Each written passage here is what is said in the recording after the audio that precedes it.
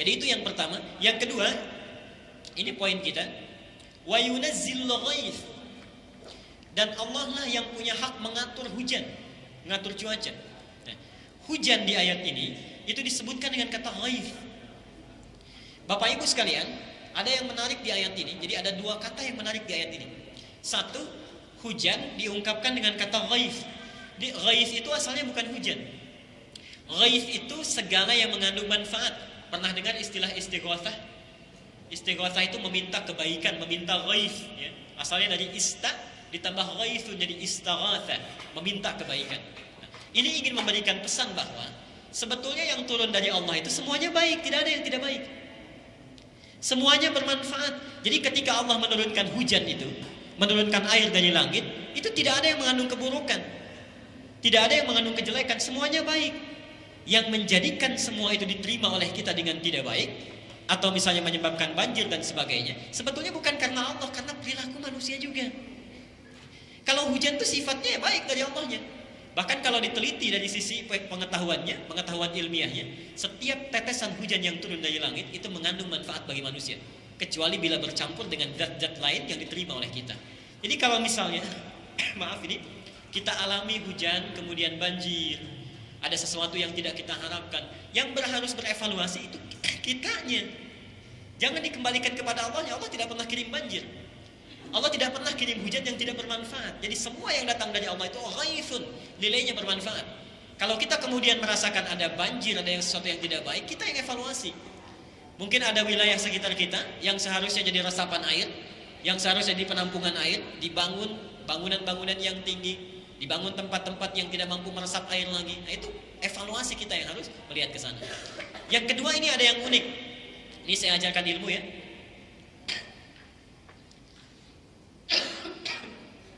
Jadi dalam bahasa Arab itu ada yang menggunakan tasydid, ada yang tidak menggunakan tasydid. Contoh begini misalnya. Ada nazzala, ada anzala, itu lain. Anzala, ada nazzala. Kita buka Ali Imran misalnya ayat ketiga. Alif lam mim Allahu la ilaha illa huwal hayyul qayyum nazzala 'alaikal kitaba bil haqqi musaddiqan lima baina yadayhi wa anzala at-taurata wal injil. Ketika berbicara tentang Quran, bahasanya menggunakan nazzala, tapi ketika berbicara tentang Taurat dan Injil, bahasanya menggunakan anzala, itu lain. Ini agak unik ya ilmu ini. Kalau menggunakan rumus hamzah, af'ala, anzala, itu artinya peristiwa dimaksud terjadi sekaligus, tidak bertahap, tidak ada tahapan. Jadi ketika Allah menyebutkan Taurat dan Injil diturunkan kepada nabinya, Taurat kepada Musa, Injil kepada Isa, maksudnya diturunkan sekaligus. Jadi Taurat diturunkan 10 firman Allah, diturunkan oleh Allah tanpa adanya tahapan. Jadi 10-10-nya diturunkan. Musa menerima di Tur Sina, kemudian Isa juga menerima Injil, tanpa ada peristiwa-peristiwa tertentu yang mengiringinya, langsung diturunkan. Tapi Al-Quran tidak. Ketika Allah mengatakan saya turunkan Quran pada Muhammad, redaksinya dibalik, dirubah dari anzala menjadi nazzala. Nah, kalau ada tasydid, ini artinya peristiwa dimaksud berlangsung secara bertahap, tidak sekaligus, ada proses. Ya, sekarang kita lihat ya beberapa contohnya. Di surat Yusuf misalnya, yang menggoda Nabi Yusuf itu siapa? Perempuan namanya? Kita sudah terjebak lagi tuh. Tidak ada namanya Zulaikha. Silahkan cari di referensi manapun, tidak pernah disebutkan nama istrinya pembesar Mesir itu dengan Zulaikha, itu tidak ada. Itu dari Israiliyat ya, cerita-cerita yang sampai kepada kita tapi fiktif nilainya. Hati-hati.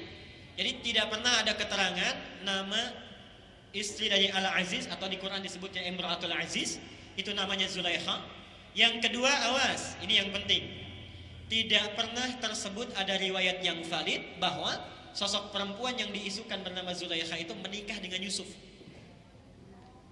Tidak pakai oh. Seringkali ada pernikahan, kemudian maaf ini, ada ustadznya bahkan kiainya setelah selesai berdoa, Allahumma alif bainahuma kama allafta baina Zulaikha wa Yusuf. Ya Allah, tolong satukan keduanya dalam kebaikan seperti Engkau satukan Zulaikha dan Yusuf. Itu menurut pakar hadis, ini doa yang tidak benar karena sudah ngajarin selingkuh. Baru nikah sudah ngajarin selingkuh. Dan Zulaikha itu tidak ada. Tidak ada nama Zulaikha. Di Quran disebutkan Imra'atul Aziz. Nah, ada rumus di tafsir, kalau orangnya tidak disebutkan, itu artinya peristiwanya akan berlangsung kembali dalam konteks dan peristiwa yang berbeda. Sekarang orang selingkuh ada nggak? Banyak, ya. Jadi peristiwanya berlangsung, tapi indahnya Quran, seorang yang salah itu tidak pernah disebut namanya. Selalu disamarkan. Fir'aun itu jahat, Fir'aun itu luar biasa durhakanya, tapi tidak pernah disebut namanya. Imra'atul Aziz begitu. Anaknya Nabi Nuh yang disebut Kan'an tidak pernah disebut namanya. Ini pendidikan akhlak kepada kita. Sejelek-jeleknya orang, kalau kita ingin memperbaiki, jangan dijelek-jelekan orangnya. Rubah perilakunya. Kita kan kebalik ya. Yang salah perilakunya, yang dijelek-jelekan orangnya, kapan berubahnya? Oke, ini yang pertama. Nah, ada kalimat di surat Yusuf itu, wa ghallaqatil abwaaba wa qalat haytala. Ketika Imratul Aziz menggoda Yusuf, dia menutup pintu. Kalau di mushaf kan diterjemahkan pintu kemudian ditutup ya. Nah, ingat bahasa Qur'annya pakai tasydid, ghallaqat. Ketika menggunakan tasydid, ini artinya menutup pintunya ada prosesnya, bukan satu pintu. Dalam riwayat disebutkan ada 7 pintu. Jadi ketika suaminya pergi, dia ingin menggoda Yusuf, dilihat sampai mana suaminya. Pintu pertama dikunci pelan-pelan, mundur pintu kedua pelan-pelan, sampai pintu kamarnya yang terakhir dilihat pelan-pelan. Karena itulah bahasa Qur'annya menggunakan tasydid, wa ghallaqatil abwaaba wa qalat haytala. Ya. Nah, menurunkan hujan itu juga menggunakan tasydid, wa yunazzilul ghaith. Surat ke-31 ayat 34, ayat terakhir. Yunazzilul ghaith. Dan Allah lah yang mengatur bagaimana dia menurunkan hujan. Ketika menggunakan tasydid ini ada pesan kuat yang ingin disampaikan bahwa hujan itu sifatnya unik Pak Ibu. Tidak ada yang tahu kepastiannya. Jadi ketika Allah menggunakan tasydid, mungkin ini di Jaka Permai atau komplek Jaka Sampurna,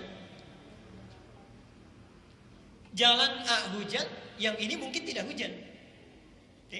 Yang di sini hujan, yang ini mungkin tidak hujan.